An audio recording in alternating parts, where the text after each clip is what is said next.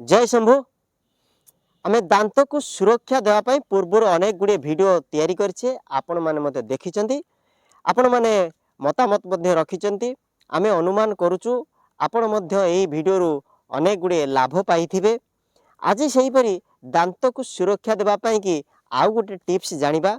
आमे बेले बेले आमर भूल बसत अनेक गुड़े जिनिस खाइला परे फिंगी दो किंतु आमे जानूनु से फिंगिबा जिनिस मध्य आमर अनेक उपकार रे आसी थाए। से मध्यरु गोटिए चोपा लेंबू चोपा अत्यंत उपकारी। लेंबू चोपा को केबे भी फोपाड़ीबार भूल करंतु नै। जदि आपण लेंबू तो निश्चित दैनंदिन जीवन रे खाउथिबे चोपा को सुरक्षित रखंतु। एही चोपारे आमे दांत को सुरक्षा देई परिबा किपरि ना प्रथमे जो लेंबूटी चुपड़ा हो जाइथबो से चुपड़ा लेंबूर चोपाटी को नेबा सेथिरे एही भली किछि लुणर प्रलेप दबा। लुण को भल भाव चोपारे मसाज करदबा। से लुण मिशा लेंबू चोपा को धीरे धीरे दांतर माढ़ी रे घसीबा।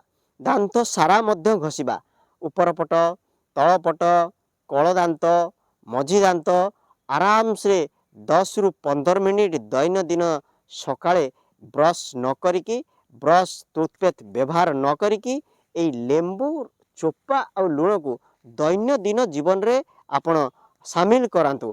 प्रत्येक दिन सकाळु घसंतु देखिबे अद्भुत उपकार। आपणकर दांत चिक्कण हेबा सहित चिकचिक मारिबा सहित दांत मजबूत रहिबो। दांतर अनेक रोग मध्य हेबो नाही। यह कौन कराए ना आपण लेंबूरु कैल्शियम पाइजिबे। एसिड जो पाइले ताहा मध्य दांतर जो चिक्कणपण आणे कैल्शियम दांत को मजबूत करे।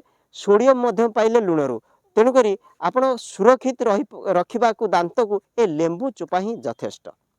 ए लेंबू लुण को घसबा सहित ता सहित आउ गोटे काम आड करिवे।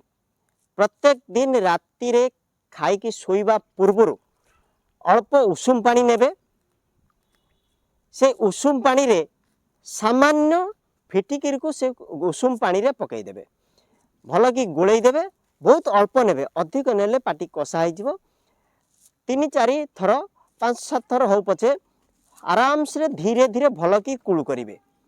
कुळु करिकी आराम से सोइबे।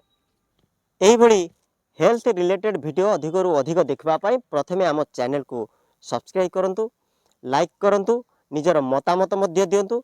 आउ आपण बंधु बांधव सांग साथी मान को उपकृत करिया पाई कि सहयोग करिया पाई कि एही वीडियो को अधिक रु अधिक शेयर करंतु। जय शंभु।